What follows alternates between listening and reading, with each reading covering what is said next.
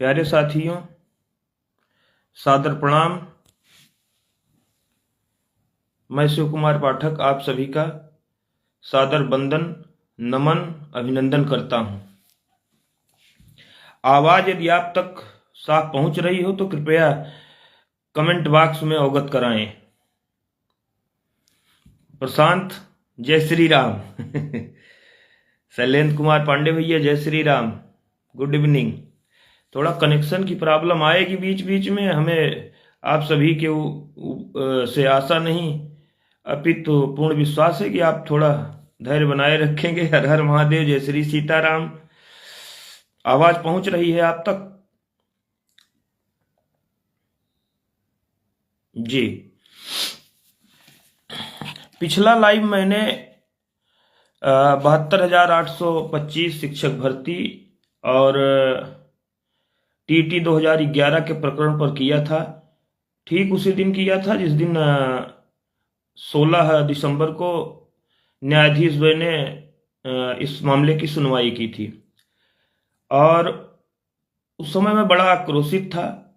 उस लाइव में मेरी जो भाषा थी, जो मेरी टोन थी और जो मेरी बोलने की शैली थी, वो न तो मैं लाइव में कभी मेरी ऐसी शैली रही है और न तो इलाहाबाद, लखनऊ, दिल्ली, जंतर मंतर, जहां पर भी जितना भी धरना प्रदर्शन हुआ, कहीं मैंने इस आक्रोशित शैली में बातचीत नहीं की। इसके लिए मैं आप सभी से पहले तो क्षमा प्रार्थी हूं।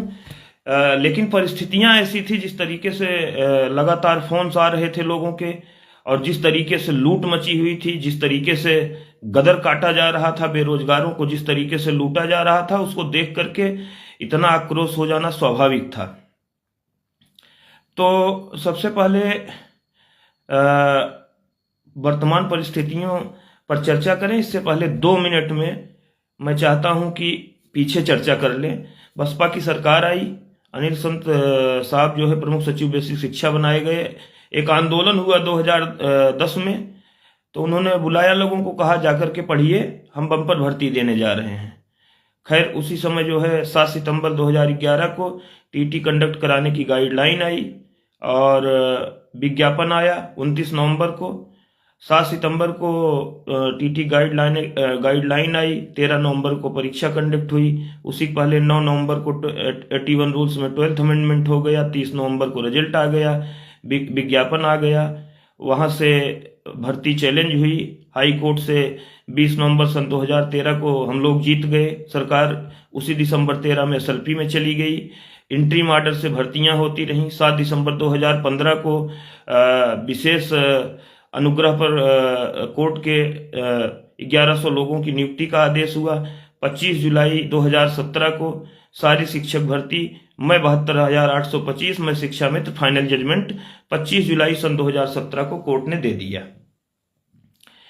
इसके बाद फिर हमने एक मुकदमा शुरू किया हाई कोर्ट से। उसमें 6 लोगों को लिया, वो केवल रेस्पोंडेंट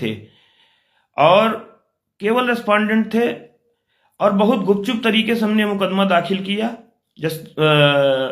हमने वरिष्ठ अधिवक्ता, और पहले ये बता दूं मैं आपको कि आज का लाइव जो है, आज की लाइव के लिए लगभग हमारे सभी छोटे भाइयों ने ये कहा कि आज हर हाल में लाइव करिए, चाहे जैसे करिए। कल करना चाह रहा था उनके, आज ही करिए लाइव और सारी बातों को एकदम खुल करके सबके सामने रखिए, फिर उसके बाद जिसको जो अच्छा लगे वो निर्णय ले। तो हमने कहा ठीक है। बहुत शार्ट नोटिस पे हम जो है लाइव पे आए। अमूमन सुबह डाल देते हैं तो शाम को आते हैं। तो फिर हमने 6 लोगों को जो केवल रिस्पॉन्डेंट थे, इलाहाबाद हाई कोर्ट में हमने गुपचुप तरीके से एक मुकदमा दाखिल किया। लेकिन कुछ गुपचुप रह नहीं जाता है। गुपचुप का मतलब यह था कि एक रास्ता बन जाए, अगर कहीं से कुछ निकले तो फिर उसके पीछे आए लोग। वरिष्ठ अधिवक्ता अशोक खरे को हमने वहां पे रिस्पॉन्डेंट के लिए किया और स्वतः मैं अकेले पैरवी में जाता था, मैं किसी को लेके जाता नहीं था रिस्पॉन्डेंट के मामले में। और ये बात हाई कोर्ट में बहुत तेरे मित्र परिचित हैं, उनको पता लग गई। तो उसके बाद उसमें टैग कराने का सिलसिला चल पड़ा और अंततोगत्वा मामला ठीक ठाक जा रहा था। सरकार के पास कोई जवाब नहीं था कि रिस्पॉन्डेंट को आपने क्यों छोड़ दिया, 839 से 862 को आपने क्यों दिया, रिस्पॉन्डेंट को कौन से क्राइटेरिया पर छोड़ दिया। खैर ये मामला डिवीजन बेंच होते हुए सुप्रीम कोर्ट पहुंच गया। इसी में एक बात अब मैं जो है रोक करके मैं आता हूं 12/091 पर।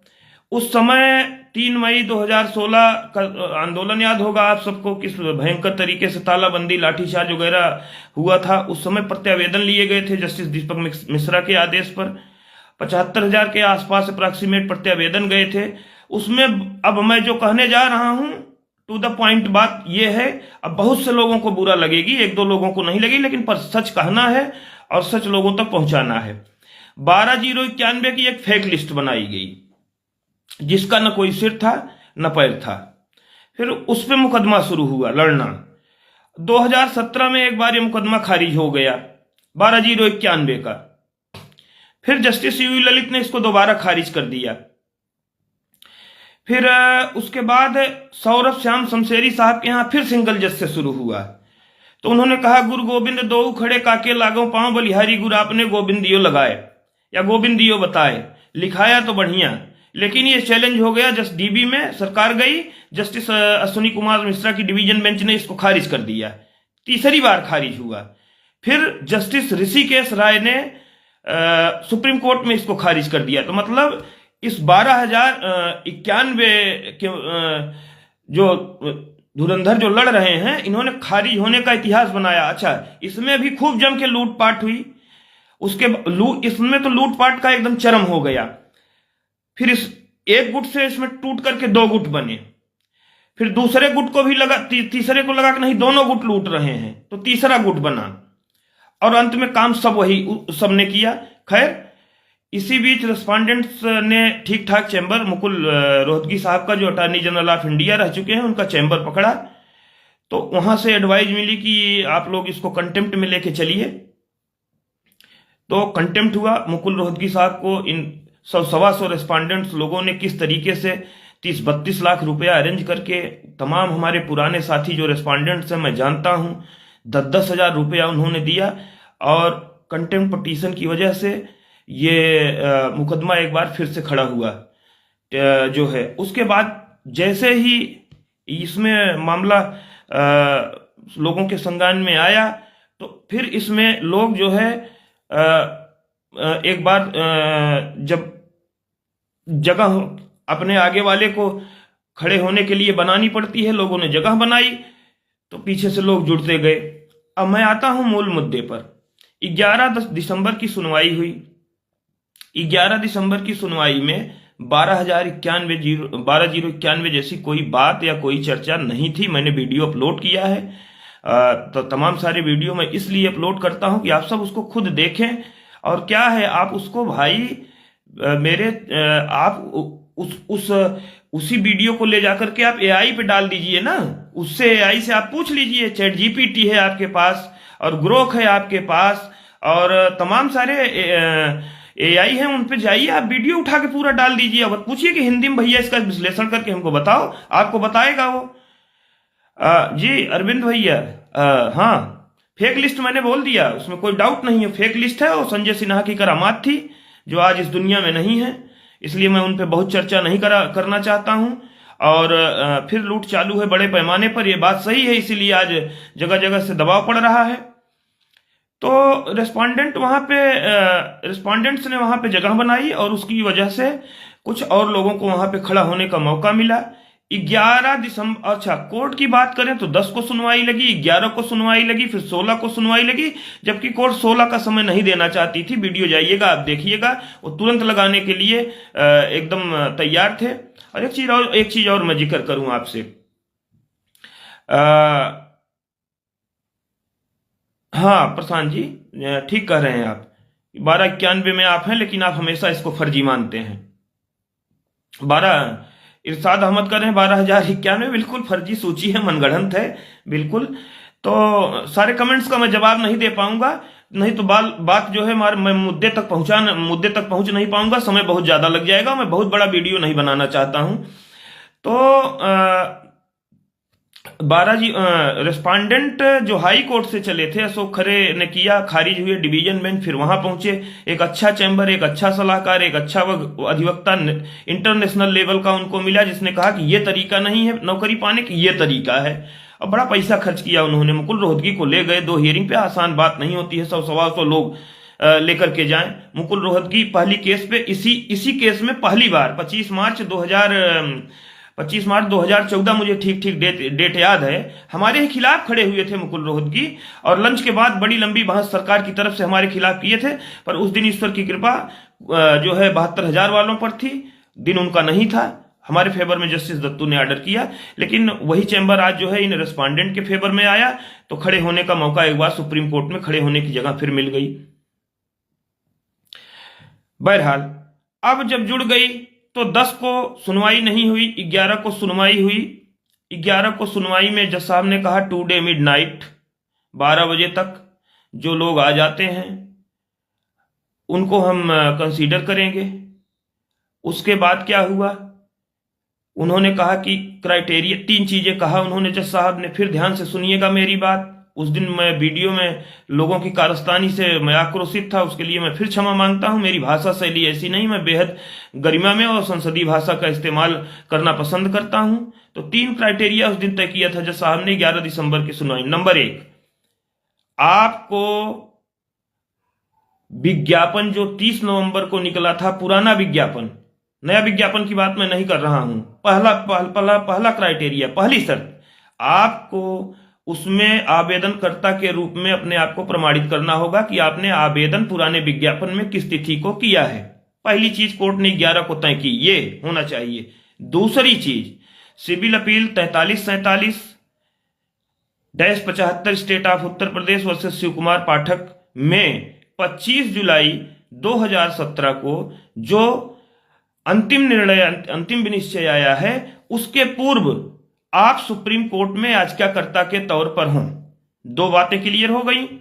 तीसरी बात, आज टुडे मिडनाइट, 11 दिसंबर की बात कर रहा हूं मैं, टुडे मिडनाइट आप किसी न किसी कंटेम्प्ट पिटीशन या किसी माध्यम से आप मैंने बोल दिया अमित जी, कई बार खारिज हो गई। 1291 से ही मैंने शुरुआत की। मैंने बोल दिया कि कई बार खारिज हुई है। अभी मैं एक बार उस पर फिर आऊंगा कि इसका परिणाम क्या होगा। अभी मैं 11 दिसंबर की ही चर्चा कर रहा हूं। तो 11 दिसंबर पे पहला क्राइटेरिया, 30 नवंबर को जो विज्ञापन पुराना आया था उसमें आपने आवेदन किया हो। दूसरा क्राइटेरिया कि आप 25 जुलाई के सिविल अपील के जजमेंट के पहले सुप्रीम कोर्ट में याची हो। तीसरा क्राइटेरिया, टुडे मिडनाइट 11 दिसंबर को उन्होंने कहा कि आप हमारे सामने याचिकाकर्ता के रूप में, यानी कंटेम्प्ट पिटीशन में भी याचिकाकर्ता के रूप में हमारे सामने मौजूद हों। ये 3 क्राइटेरिया तय कर दिया उन्होंने। 2 नोडल नॉमिनेट कर दिए और उन्होंने कहा कि आप ये 2 नोडल हैं और इनकी जो दी गई ईमेल आईडी है इस पे आप अपना प्रत्यावेदन या रिप्रेजेंटेशन भेजेंगे। खैर उसके बाद उन्होंने ज्यादा समय देना मुनासिब नहीं समझा, लेकिन अधिवक्ताओं की मांग पर कि बहुत हार्ड वर्क है, टफ वर्क है, तो उन्होंने जो है 1 दिन का समय बढ़ाया। मुझे जहां तक याद पड़ रहा है कि बृहस्पतिवार को ही लगा रहे थे, लेकिन उन्हें फ्राइडे को 10 बजे स्पेशल बेंच गठित करने के लिए चीफ साहब से अनुमति प्राप्त करने को कहा और वो अनुमति मिली। 10:15 पे बेंच बैठी। पिछली जो मेन बातें हैं मैंने बता दिया, 4 ही थी। 31 नवंबर के विज्ञापन में आपका आवेदन हो। 2, आप जो है सुप्रीम कोर्ट में 25 जुलाई के फाइनल जजमेंट के पहले याची हो। तीसरा, वर्तमान में जो कंटेम्प्ट पिटीशंस पेंडिंग हैं उनमें आप याची हो, चूंकि आईए पहले ही खारिज की जा चुकी थी। आईए के थ्रू उन्होंने सुनने से इनकार कर दिया था, कहा था कंटेम्प्ट में ही सुनेंगे। और चौथा चीज है कि टुडे मिडनाइट आप लोग जो है रिप्रेजेंटेशन नोडल एडवोकेट्स को भेज दीजिए। इस दौरान आई 16 की सुनवाई। अब मैं मुद्दे की बात यह है कि अच्छी खासी सुनवाई चल रही है।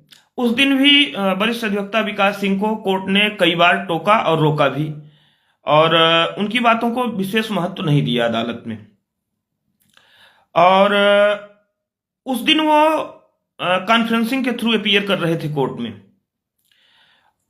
लेकिन 16 को वो सशरीर कोर्ट में विद्यमान थे।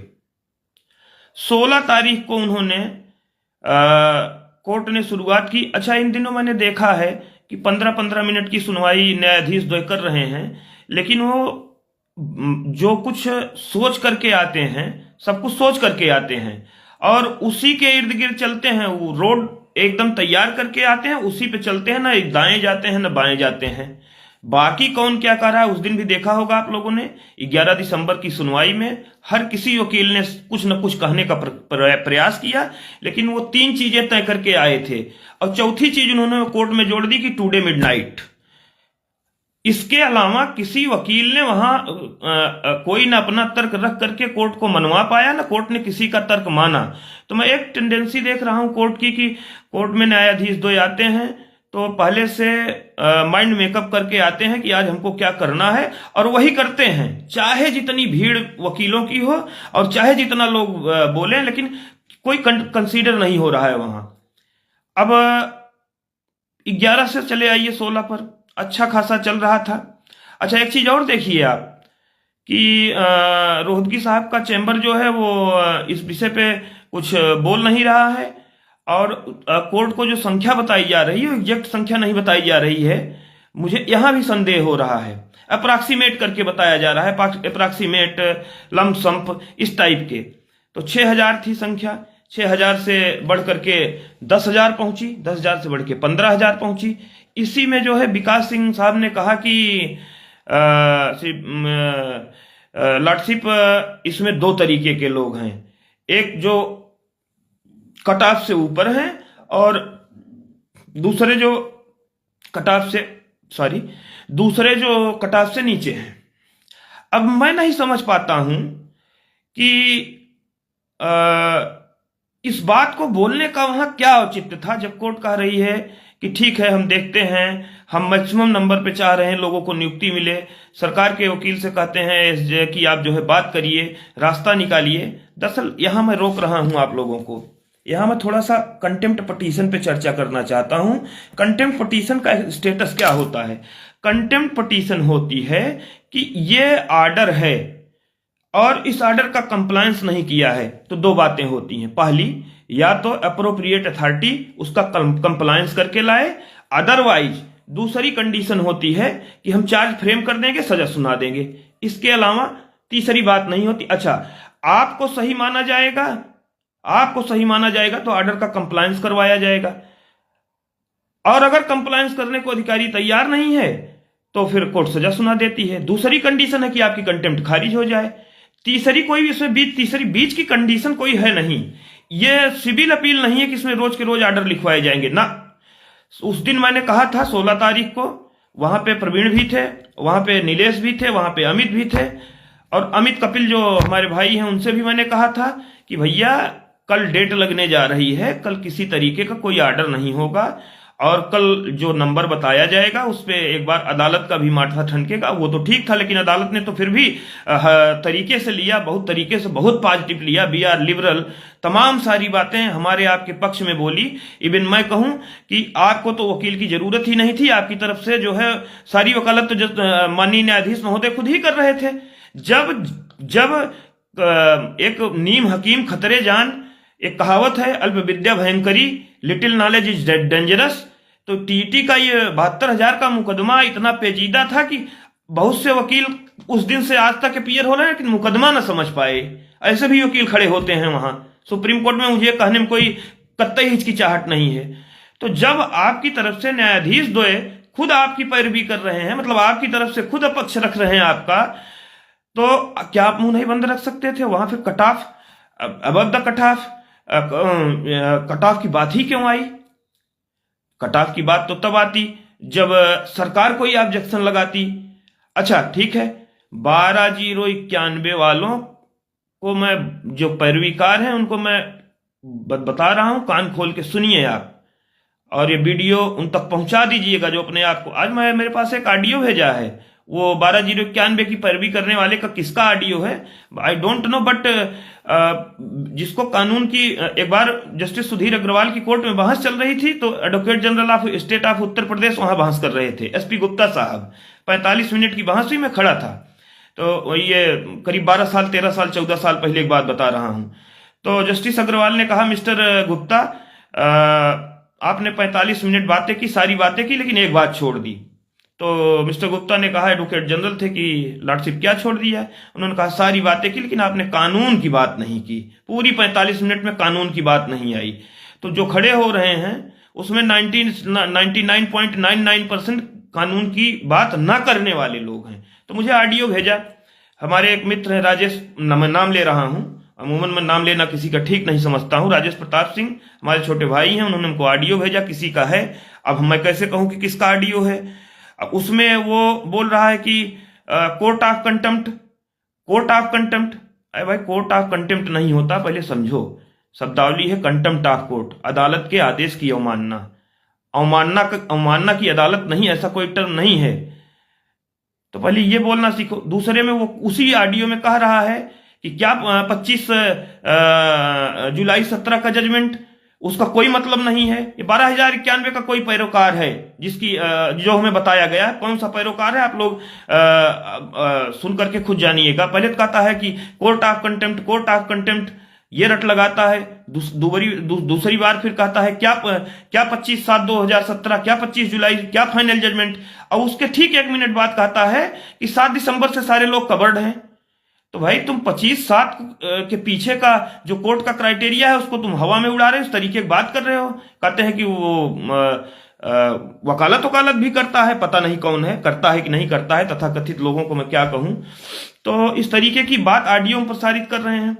अब मैं यही फिर अमित की बात पे जा रहा हूं।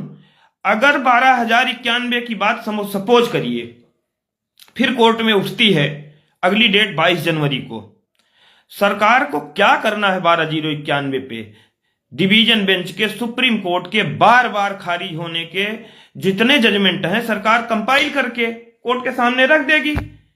अब तो कट ऑफ की बात उठा आप ही दिए हो और कट ऑफ में काउंसलिंग कराए हो 12,091 की, कहीं आए नहीं हो। उठा करके सरकार रख देगी आपका जजमेंट। और जस्टिस दीपांकर दत्ता की बात जो कर रहे हैं वो तो 12,091 ही खारिज कर रहे थे, दूसरी तो कोई खारिज कर नहीं रहे थे। तो 12,091 ही खारिज करने के बाद तो वहीं खारिज हो गए होते। ये तो भला हुआ, भगवान ने भला किया कि ट्रांसफर कर दिया उन्हें जस्टिस करोल के यहां। और जस्टिस करोल जितनी उदारता, जितनी दयालुता, जितनी महानता से हमको आपको सुन रहे हैं और जिस प्रकार से देना चाहते हैं, लेकिन क्या है ना कि हमारा हम एक बार किसी के सामने भगवान प्रकट हो जाएं और बहुत कुछ देने के लिए तैयार हों, लेकिन आदमी कभी कभी भगवान की दी हुई भेंट को लेने का पात्र नहीं होता। तो अब इस पूरे प्रकरण में कुछ लोग ऐसे घुस गए हैं जो कतई कुछ पाने के पात्र है ही नहीं है, कतई कुछ पाने के पात्र नहीं है। छल, कपट, दंभ, द्वेष, पाखंड करके सिर्फ बेरोजगारों को लूटना ही उनका मकसद है। अचयनित तो चले आए हैं यहां, जितने चयनित हैं, मुझे जो सूचना मिल रही है वो चले आए हैं घर पे, शांति से बैठे हैं और जो काम करना था उनको कर दिया। और 16 सुनवाई हुई, रात को ट्रेन में बैठे चले आए। और अभी भी सूचना मिल रही है कि कुछ लोग वहां याची बना रहे हैं इलाहाबाद में, मैं बताता हूं। अब कहिए तो नाम लेकर के बता दूं। कल तक, आज तक मेरे पास फोन आ रहा है कि भैया 25,000 ले लीजिए और मुझे याची बना दीजिए। हमने कहा कोर्ट के 2 ऑर्डर हैं, एक ही 11 दिसंबर का है, टुडे मिडनाइट का।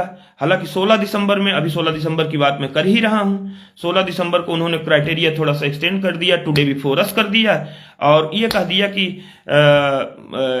डिफेक्टिव हो तो भी, नॉन डिफेक्टिव हो तो। अब देखिए क्या, अभी केवल कोर्ट में, अब सरकार के ऊपर भी, सरकार के एक तरफ से भी तो अधिवक्ता है भाई। मुकदमा लड़ने की पहली शर्त क्या होती है?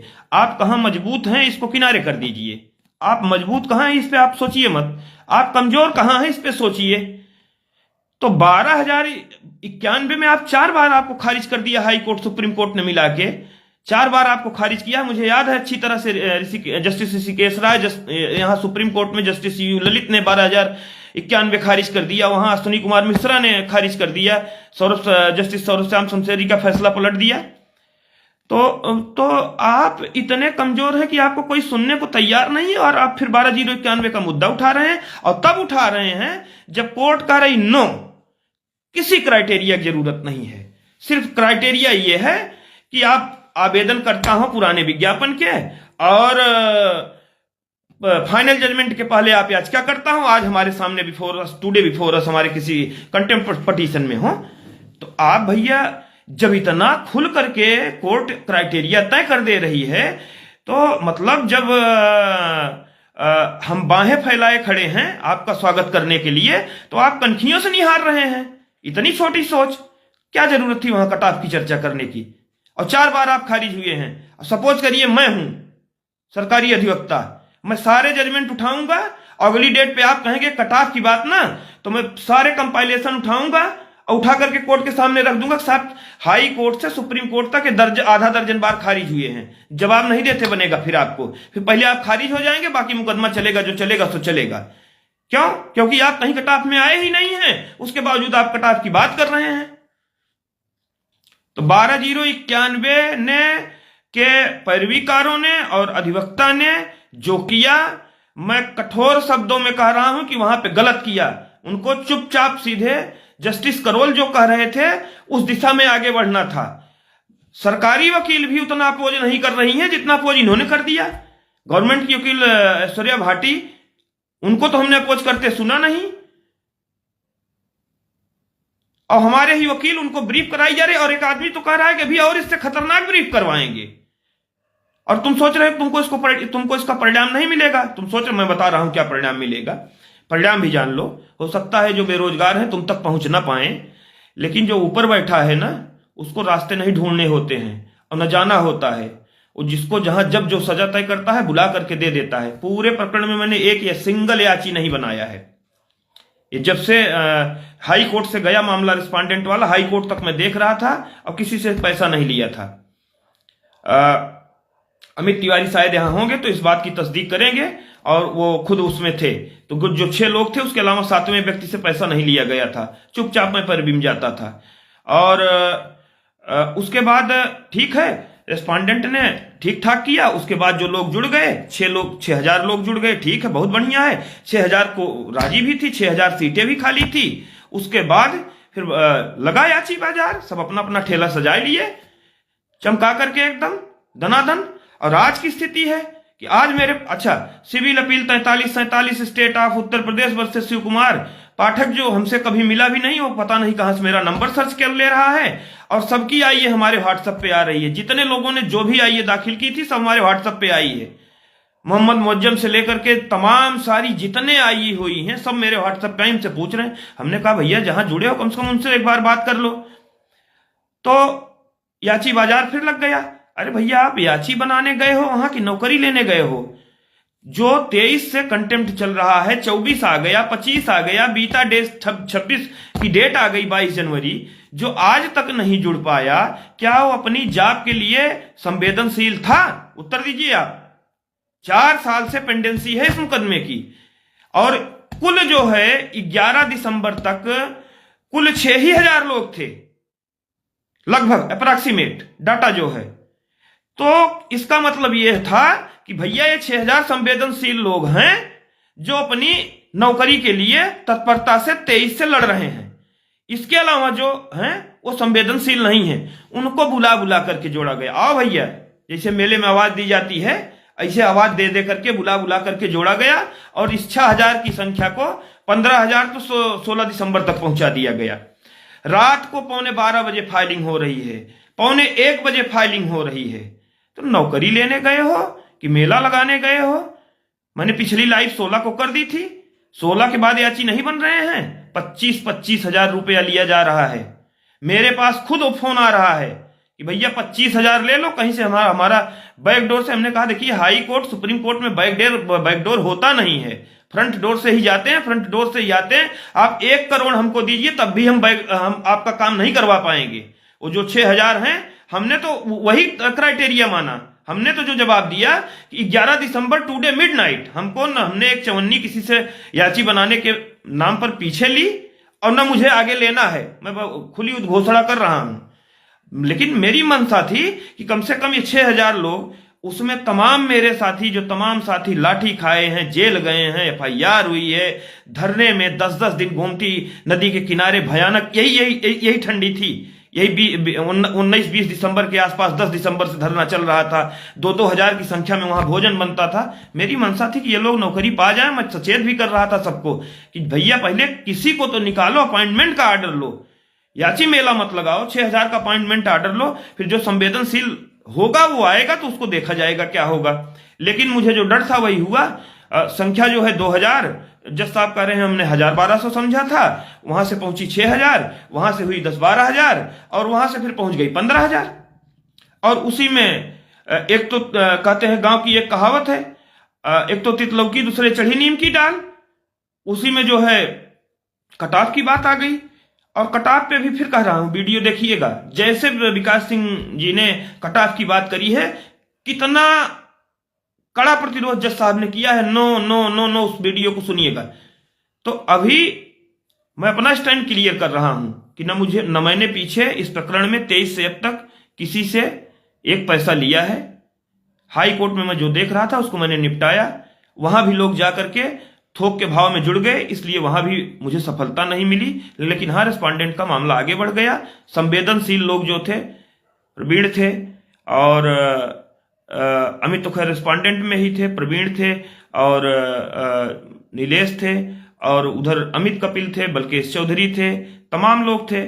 और किसका किसका नाम लूं, नाम तो को लेना नहीं चाहिए था, लेकिन फिर भी अब आधा नाम ले रहा हूं, आधा भूल जा रहा है। जिसका नहीं, जिस संघर्ष के साथी का ईमानदारी जो प्रयास कर रहा है, मैं नाम भूल रहा हूं। और आप लोगों से एक अनुरोध भी कर रहा हूं, आपको चेतावनी दे रहा हूं कि जिनका नाम ले पा रहा हूं या जिनका नाम नहीं ले पा रहा हूं, जो हमसे जुड़े हुए हैं, कृपा करके अब एक याची मत बनाइएगा। अब से ईमानदारी से कम प्रयास कीजिएगा। तो आज की तारीख में भी 25-50 हजार रुपए लेकर के याची बनाए जा रहे हैं। कैसे, मैं बताता हूं। मेरी आईए में जो लोग थे वो आज किसी कंटेम्प्ट पटिशन में नहीं है। उनमें से तमाम लोगों का आज फोन आया कि फलाने कह रहे हैं कि आप पुराने में हैं, शिव कुमार पाठक से आप संख्या ले लीजिए। तो मैंने कहा संख्या तो ये है। तो उसमें कुछ क्लोज लोग थे, तो हमने कहा जरा जो बना रहा है उसको आप कॉन्फ्रेंस में लेके हमारी बात कराइए। तो उसको सूचना मिली कि वो जैसे ही उसने बताया कि शिव कुमार पाठक है, कॉन्फ्रेंस पे आपसे बात करेंगे, तो उसने फोन ही काट दिया। तो पूछना चाहते हैं भैया कहां जुड़वाओगे, किस जगह जुड़वाओगे, कल क्या होगा, कल की परिस्थितियों में नहीं जानता हूं। मैं जब आपके सामने बैठ करके लाइव कर रहा हूं तो जो पीछे हुआ है और उस 11 दिसंबर को, 16 दिसंबर को, और उसके परिप्रेक्ष्य में सही क्या होना चाहिए, मैं उसकी बात कर रहा हूं। और तो और अभी मैं देख रहा हूं कि एक हमारे इनबॉक्स में किसी हमारे अनुज ने भेजा है कि 83-90 डेट में 83-90 ऑल कैंडिडेट जो भी पास हैं 300 रुपया दीजिए। तब 300 रुपए में याची बना रहे हैं। 300 रुपए में नौकरी दे रहे हैं, और 300 रुपए में 1 किलो शुद्ध पनीर नहीं मिलती है। 300 रुपए में बाजार में 1 किलो शुद्ध पनीर आप नहीं लाएंगे। अगर 300 से नीचे या 300 की पनीर लाते हैं तो नकली है। क्यों? क्योंकि 5 लीटर दूध लगता है किलो पनीर में, और 60 रुपए लीटर, 70 रुपए लीटर का दूध है। तो जो जितने पैसे में 1 किलो पनीर नहीं मिल रही, उतने पैसे में जो है प्राइमरी का सहायक अध्यापक बना रहे हैं, और बनने वाले बन भी रहे हैं। तो गलती एक तरफ की नहीं है, गलती दोनों तरफ की है। तो मेरा स्टैंड क्लियर है कि 23 से लेकर के अब तक मैंने याची नहीं बनाया, मैं दिल्ली नहीं गया, और मैं शुरुआती तौर पर जितने मेरे साथी जुड़े थे, मेरी इच्छा थी, अब भी है, भगवान से प्रार्थना है कि उनको नौकरी मिले, हर हाल में मिले। और ये जो 12,091 का है ये इशू, 12,091 वाले थोड़ा चुपचाप बैठे, ताकि और सबको मिलेगी तो इनको भी मिल ही जाएगी, और याची न बनाए। आज मैं देख रहा हूं हमारे मित्र एक अधिवक्ता को लेकर के फोटो वोटो गुलदस्ते में खिंचवा रहे हैं, और तमाम लोग जो है एडवर्टाइजिंग कर रहे हैं उन अधिवक्ता की। मैं नाम नहीं लूंगा, आप लोग समझदार हैं, समझ जाएंगे। और हमारे सुल्तानपुर के ही अधिवक्ता हैं, और शुरुआती दौर में इस केस की ABCD में सिखा रहा था उनको। तो सिखाते समय मुझे समझ में आया कि इस केस को अंजाम तक पहुंचाने लायक एक कतई नहीं ना, पेमेंट किया था, मैंने छोड़ दिया उनको कि अब आगे आपको हमको इंगेज नहीं करना है। शुरुआती दौर में 2-4 दिन की मुलाकात रही। तो आज देख रहा हूं कि वहां से जैसे सुनवाई हुई, लखनऊ पदार्पण कर गए। अब यहाँ हमारे एक लखनऊ के मित्र हैं, बड़ा गुलदस्ता लेकर के फोटो वोटो खिंचवा रहे हैं, शिष्टाचार भेंट कर रहे हैं। उनके रोल का मूल्यांकन भी आप लोग करिएगा। तो आप लोगों को पहचानना होगा कि कौन कौन से लोग यहां गलत हैं, कौन कौन से लोग यहां सही हैं। एक नोडल वो जो क्या नाम रोहतगी साहब के यहाँ से एक नोडल हैं, महिला, उनका शायद रंजीता रोहतगी नाम है, वो भी उनका उस चैम्बर का काम अपने क्लाइंट के प्रति बड़ा डिवोशन वाला लग रहा है। बाकी तो हमको तो ये समझ में आ रहा है कि अधिकांश लोग सिर्फ ये है कि अब इस बहती गंगा में जितना बटोर लें, हो सकता है अब मौका आए ना, सिर्फ लूट चल रही है। 16 दिसंबर के बाद पहले तो मैं हो सकता है सरकार एक स्टैंड भी ले सकती है, थोड़ा बुरा बोलने जा रहा हूं, सरकार ये भी कह सकती है कि, और लाटसिप आपने तो कहा था कि 11 दिसंबर टुडे मिडनाइट कहा था, फिर आपने क्राइटेरिया जो है 16 दिसंबर तक स्टैंड कर दिया। हो सकता है प्राथमिक दौर में सरकार 11 दिसंबर तक ही कंसीडर करे। क्या होगा, 11 होगा 16 होगा, ये भी अभी सुनिश्चित तौर पे नहीं कहा जा सकता है, मेरा अपना मत है। लेकिन ज्यादातर जो रिजल्ट के रूप में बात कही जाए तो 16 तक कंसीडर कर लेंगे। लेकिन 16 के बाद जिनका दाखिला हो रहा है 22 जनवरी तक होगा। इसी मुकदमे में एक नए विज्ञापन वाले साहब भी हैं, पैसा लौट गया, मुकदमा खारिज हो गया और 6 लाख या 5 लाख जुर्माना भी हो गया, और भी नया विज्ञापन की लिए टहल रहे हैं। नए विज्ञापन का पैसा वापस, नया विज्ञापन बिल्कुल एकदम खत्म। सरकार ने कहा था, कोर्ट ने कहा था सरकार से आप चाहें तो भर्ती कर सकते हैं, मना नहीं कर रहे हैं, लेकिन ये नहीं कहा था कि आप भर्ती ही करिए, भर्ती ही करिए, ऐसा तो आदेश था नहीं। सरकार ने वॉइस कर दिया विज्ञापन नया वाला, पैसा वापस कर दिया, हमारे तमाम साथियों के खाते में पैसा आ गया, वो चंद्रशेखर की सैलरी भी आ गई है हमारे मुंह से। तो ये तमाम सारी बातें हैं। तो अब नया विज्ञापन वाले अपना अलग बताइए कि जब आपने पुराने विज्ञापन में, अच्छा 11 में आया नया विज्ञापन नवंबर में, और दिसंबर 12 में आया पुराना विज्ञापन, एक साल लगभग 1 महीना के बीच का, उसके बीच का फासला 1 साल से ज्यादा है। इस 1 साल में लगभग 60-70 हजार की एक बैच आ गई बीएड की। जो नए विज्ञापन में तो अभ्यर्थी है वो भी फोन आ रहे हैं हमारे पास, पुराने विज्ञापन में नहीं है।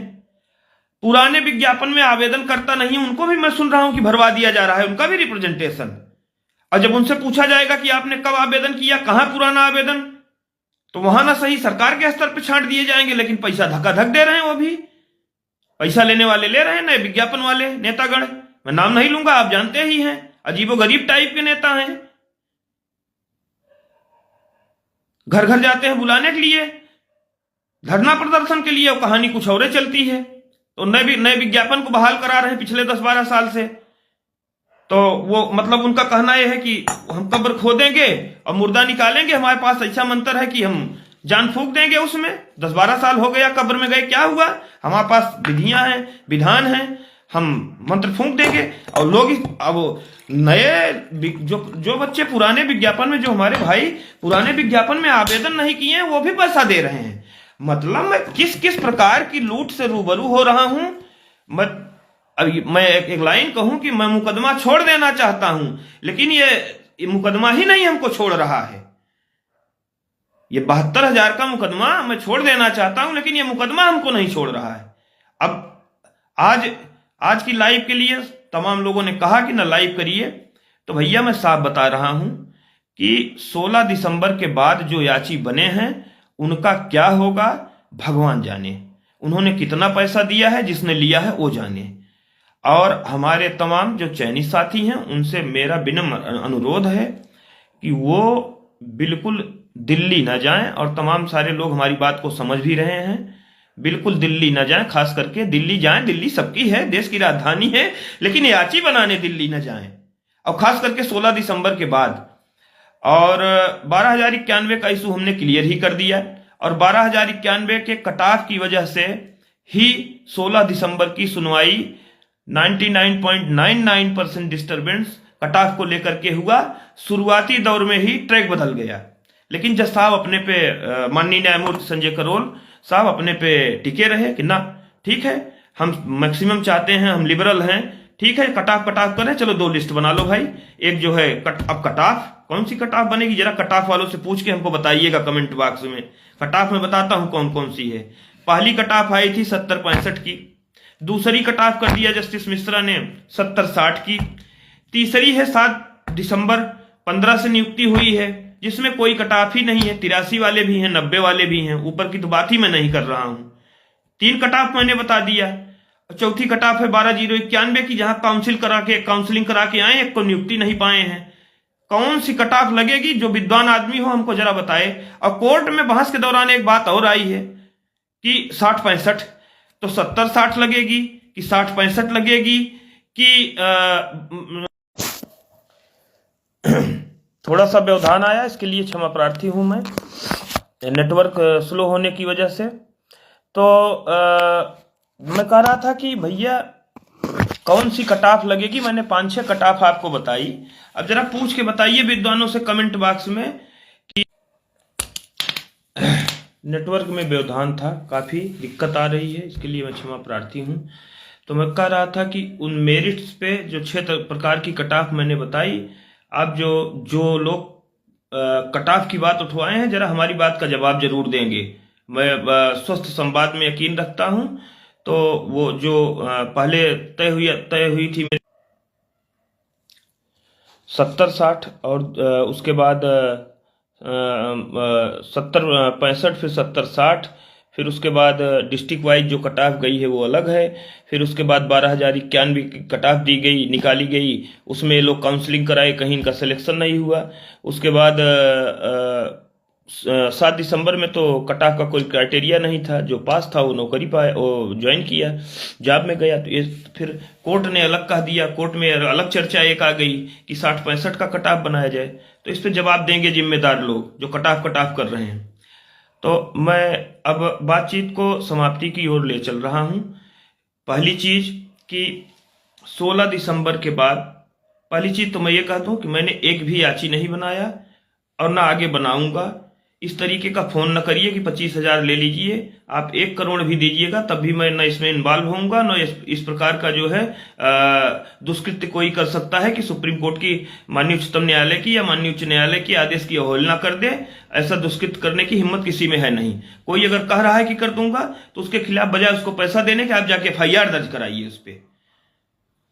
तो मैंने अपना स्टैंड क्लियर कर दिया, न मैंने पीछे एक पैसा लिया किसी से, न भविष्य में लूंगा, न मैंने याची बनाया 23 से, न मैं बनाऊंगा। जो लोग जुड़े हैं वो लोग ले लें, नए कंटेम्प्ट में होंगे तो उनको कंसीडर किया जाएगा। अगर प्रत्यावेदन भेजे होंगे 16 के बाद, जो लोग बने हैं वो अपने जिम्मेदारी पर बने हैं, जिसने भी बनाया है अपनी जिम्मेदारी पे बनाया है।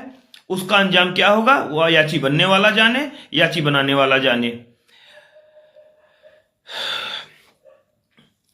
दूसरी चीज कि सब लोग पहले से एक मीटिंग कर लीजिए बैठ करके सुप्रीम कोर्ट में, और हर गुट से एक आदमी तय कर लीजिए जो हर जगह ब्रीफ में रहे। अलग अलग अगर राप अलापेंगे तो पीछे जो हश्र हुआ है आगे होगा। ये वीडियो रिकॉर्ड हो रहा है, शब्द बुरा है लेकिन सच्चाई है, और सच्चाई समय रहते बता देना बड़ा जरूरी है। 16 दिसंबर को न्यायाधीश द्वय कुछ न कुछ करते, निश्चित करते। मैंने कहा भी था उसके पहले कि देखिए आज कुछ न कुछ करेंगे और सरकार से कुछ न कुछ वो ओपिनियन लेकर के सरकार कुछ न कुछ कहेगी, उसके बाद तब अगली डेट लगाएंगे। फाइनल तो कतई नहीं करेंगे क्योंकि कंटेम्प्ट पिटीशन है, इसलिए फाइनली डिस्पोज ऑफ तभी होगी जब ऑर्डर का कंप्लायंस हो जाएगा। लेकिन बीच में कट ऑफ का मुद्दा आ गया, उसके बाद पूरा मामला डाइवर्ट हो गया। फिर भी मैं कह रहा हूं कि कोर्ट, अब मेरी महत्वपूर्ण बात सुनिएगा, कोर्ट वहां से 23 से लेकर के, चलिए मैं 16 दिसंबर तक मान रहा हूं। 16 दिसंबर को भी उन्होंने कहा कि टुडे बिफोर अस, तो 16 दिसंबर तक की मैं मान ले रहा हूं, तो उनको मान रही है। लेकिन 16 वहां तक कोर्ट का जो रुख है वो बदला नहीं है। कोर्ट के रुख में मैंने परिवर्तन 16 को भी नहीं देखा है, क्योंकि जैसे ही कट ऑफ की बात विकास सिंह ने कही, फिर आप वीडियो पे जाइए देखिए, वैसे ही अपोज किया गया न्यायाधीश महोदय द्वारा जैसे 11 की सुनवाई किया गया था।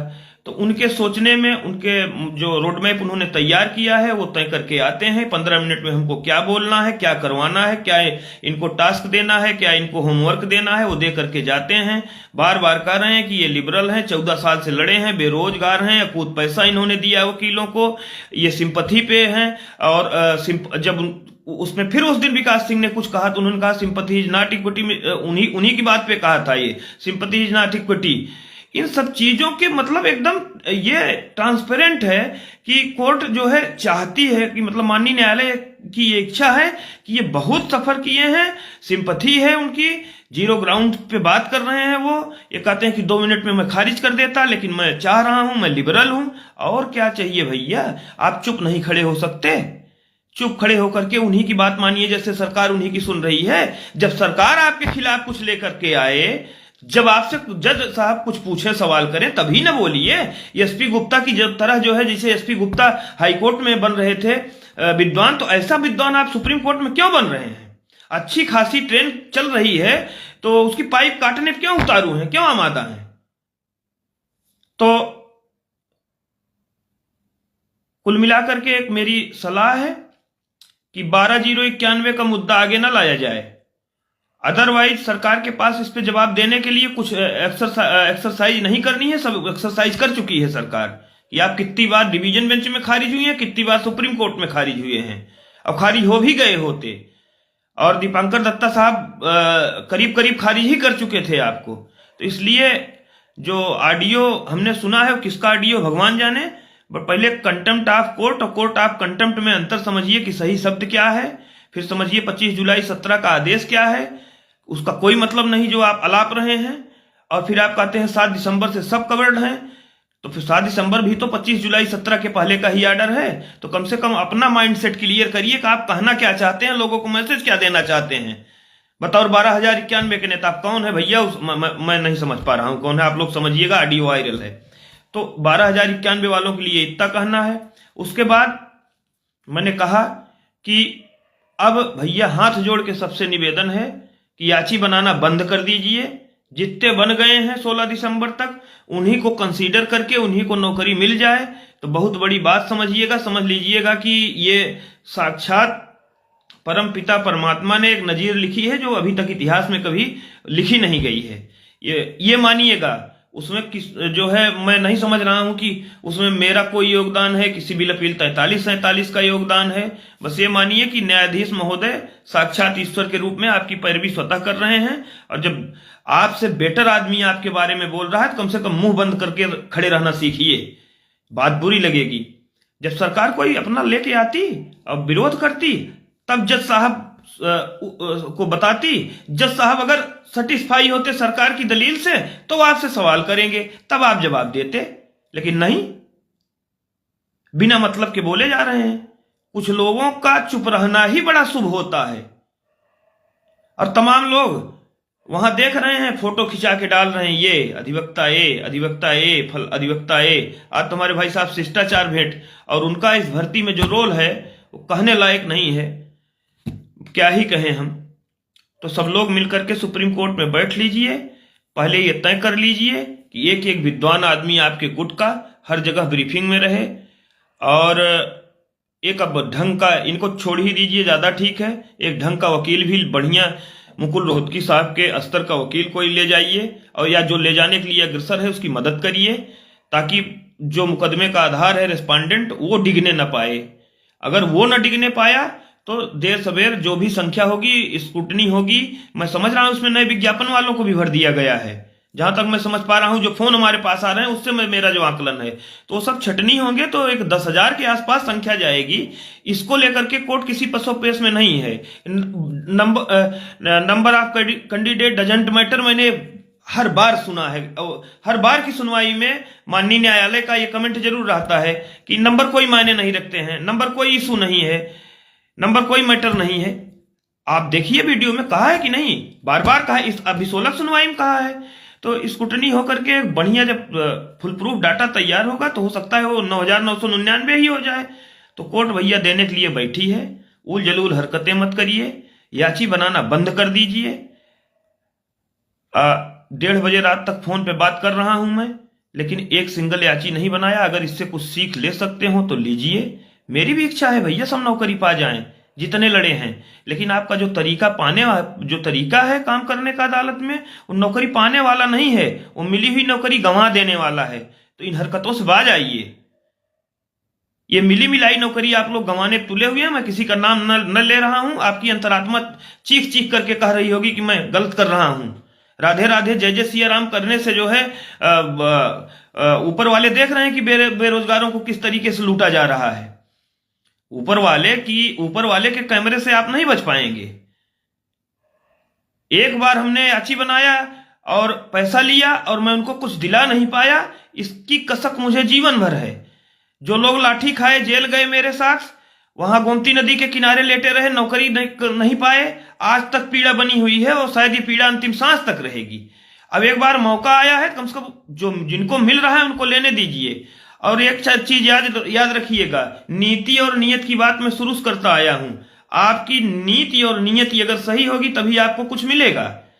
हमारी नीति और नियत स्पष्ट थी, 15-16 अमेंडमेंट नहीं गया, बट 72,000 की भर्ती टीईटी मेरिट से हुई, उसको कोई डिगा नहीं पाया।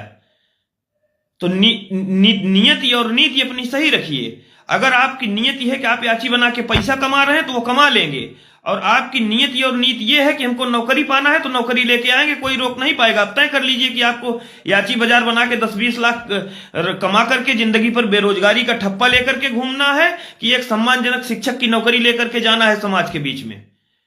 और एक दो नाम तो है नहीं कि मैं किसको किसको गिनाऊं। तो 16 दिसंबर के बाद जो याची बने हैं, जो बन रहे हैं, वो सिर्फ ठगे गए हैं और ठगे जा रहे हैं और ठगे जाएंगे। और इस ठगी का मैं कड़ा प्रतिरोध करता हूं। ना मैं याची बना रहा हूं, ना मैं बनाऊंगा, और ना मैं 16 दिसंबर के बाद किसी को सलाह दे रहा हूं कि याची बनिए। सुसंगठित लूट चल रही है, इसका हिस्सा मत बनिए। ठगी हो रही है, 50,000 1 लाख तक की भी सूचना मिल रही है। FIR होनी चाहिए ऐसे लोगों पर। और एक बात और महत्वपूर्ण, आज मैंने एक एडवाइजरी देखी है कि आप पार्टी इन पर्सन भी अपीयर हो सकते हैं। हमारे पास तमाम सारी रिकॉर्डिंग आई है, अधिवक्ताओं की बात करते हुए रिकॉर्डिंग हमारे पास भेज दी जा रही है, जो याची बना रहे हैं उनकी रिकॉर्डिंग करते हुए हमारे पास भेज दी जा रही है, बात करते हुए फोन पे। बहुत सारी रिकॉर्डिंग एविडेंस के तौर पे आ गई हैं। तो कहीं ऐसा ना हो कि हमको भी वकालतनामा दाखिल करके खड़ा होना पड़े, और मैं खड़ा होऊंगा तो इसमें जो स्कैम हो रहा है पहले उस पर बोलूंगा। मेरी तरफ से जो भी खड़ा होगा वो खड़ा हो जाएगा, खड़ा होने वालों की कमी नहीं है, कोई ना कोई चला जाएगा। और फिर इसमें जितना स्कैम चल रहा है अधिवक्ताओं के स्तर से लेकर के और पैरोकारों के स्तर तक, तो फिर मैं स्कैम की एक बढ़िया फाइल बना के रखूंगा अदालत के सामने। और मैं बहुत सोच समझ के बोल रहा हूं। एक खाता जारी किया गया, लिमिट ओवर हो गई, दूसरा खाता जारी किया गया, उसकी लिमिट अभी ओवर नहीं हुई है, तो तीसरा खाता जारी किया गया। मैं बता रहा हूं आपको, कल फैजाबाद में एक कैंडिडेट से 6-6 हजार रुपया लिया गया है। काहे के लिए? भैया अपना ये भर दो, हम इसका वेरिफिकेशन करेंगे। और भैया भी लोग वजब हैं कि 300 रुपए में याची भी बन रहे हैं, 600 में 6,000 में वेरिफिकेशन भी करा रहे हैं। भाई आप शिक्षक की योग्यता रखते हो, कुछ तो सोचो। आप पुणे से फोन मुझे आ रहा है, बंबई से फोन मुझे आ रहा है, जयपुर से फोन मुझे आ रहा है, भैया जोड़ लो। आप 10 साल वहां हैं, कंटेम्प्ट में कहीं है नहीं। मैं साफ जवाब दे रहा हूं तो वो तो बुरा लग रहा है, सबको लग रहा है तो लगे। मैं सच के पक्ष में तब भी था, सच के पक्ष में अब भी है जो है। और सारे पैरवीकर्ताओं को यह कह रहा हूं कि नीति और नियत दुरुस्त करिए, याची मत बनाइए। नौकरी के लिए लड़िए, याची बनाने के लिए मत लड़िए। याची बना करके देख लिया आपने, बनाइएगा तो अभी भी 75,000 याची फिर पिछली बार की तरह बन जाएंगे, लेकिन फिर बेरोजगारी ठप्पा लग जाएगा, वहां से आएंगे। तो कसम खा लीजिए कि एक सिंगल याची अब किसी को नहीं बनाएंगे। जो बन गए हैं सो बन गए हैं, और बना करके भी आप क्या करेंगे? कोर्ट कंसीडर नहीं करेगी, पैसे पाएंगे। बस दूसरी सरकार को आप मौका दे देंगे कि सरकार आके फ्रंट फुट पे बैटिंग करे।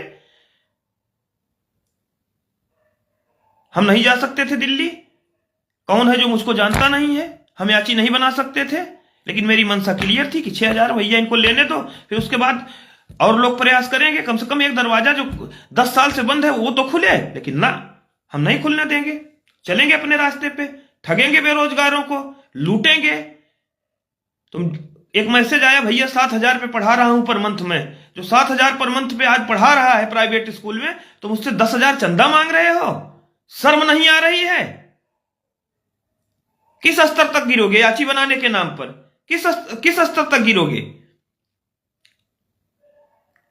7,000 बेचारा, मतलब मेरा ही भाई 7,000 पे जो है प्राइवेट स्कूल में, एक प्राइमरी स्कूल में पढ़ा रहा है। 7,000 में बताइए, एक बार बच्चा बीमार हो जाए तो पैथोलॉजी रिपोर्ट और डॉक्टर की दवाई नहीं होगी, तुम उससे 10,000 रुपया चंदा मांग रहे हो, वो भी 16 तारीख के बाद कि हम जोड़ देंगे। ये है आपका लेबल।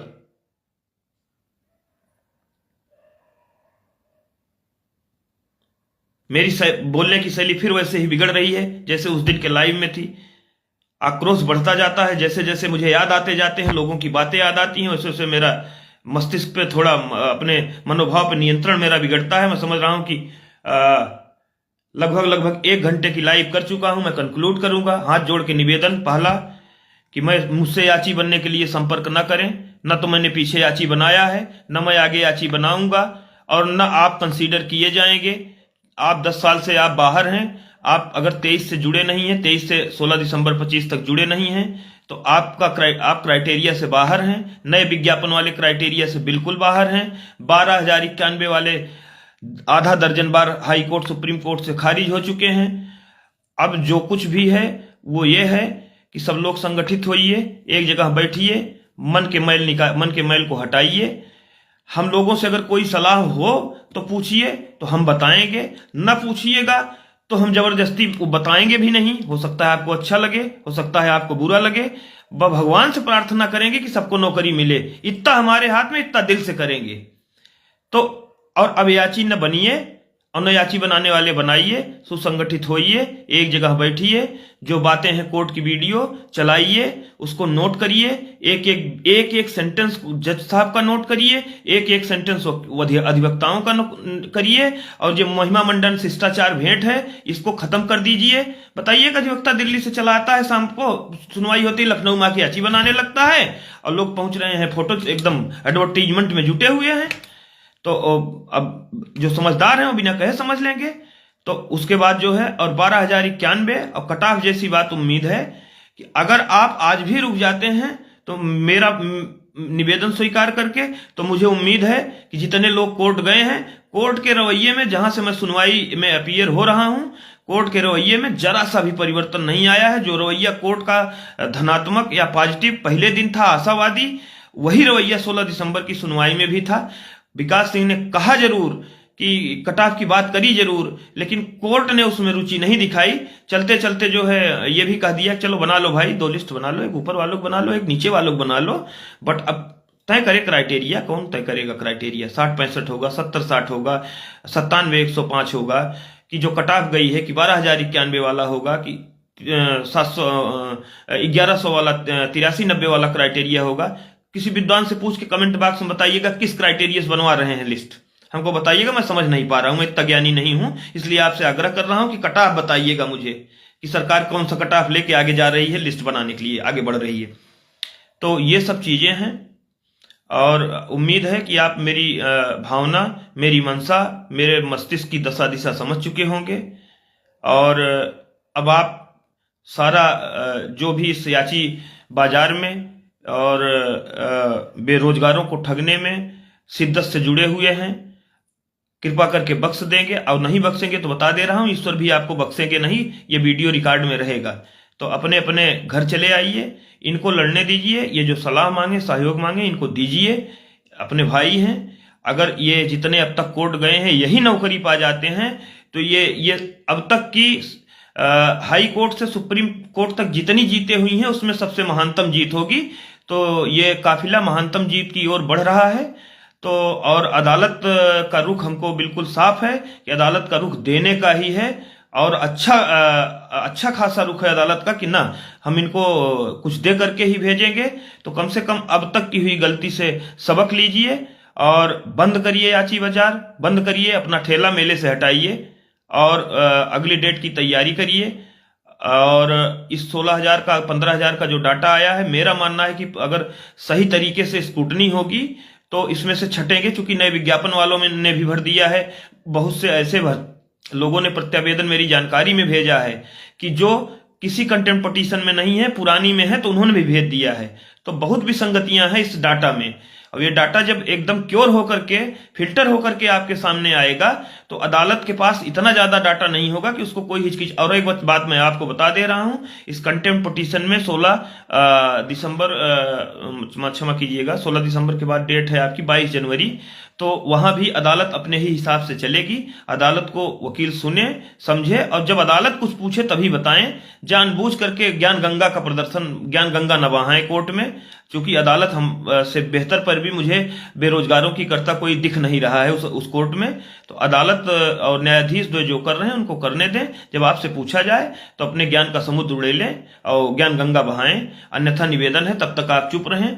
कोर्ट को जिस दिशा में कोर्ट मुकदमे को लेके बढ़ रही है, कोर्ट को बढ़ने दें, उसमें कटाफ जैसा अवरोध उत्पन्न ना करें और याची बिल्कुल ना बनाएं। उम्मीद है कि हमारी बात आप, हमारी भावना और मैं मूल रूप में क्या कहना चाह रहा हूं सब समझ गए होंगे, और बोलने में जो कुछ गलती हुई होगी, त्रुटि हो गई होगी, और आवेश में मैं अगर कुछ बोला हूं ऐसा जो लोगों को बुरा लगा है, तो सच्चाई बुरी जरूर लगी होगी, तो उसको आप लोग क्षमा करेंगे। और मेरिट काहे से बन रही है जरा विद्वानों से पूछ करके कमेंट बॉक्स में बताएंगे। धन्यवाद। जय हिंद, जय भारत। ईश्वर से प्रार्थना कि आप सभी अतिशीघ्र विभाग में हमारे छोटे भाई बन करके आए, ज्वाइन करें। इससे बड़ा खुशी का पल हमारे लिए कोई नहीं होगा। 72,000 का मुकदमा जब जीते थे, ये उससे भी बड़ा पल होगा हमारे लिए। सादर प्रणाम, सभी को धन्यवाद।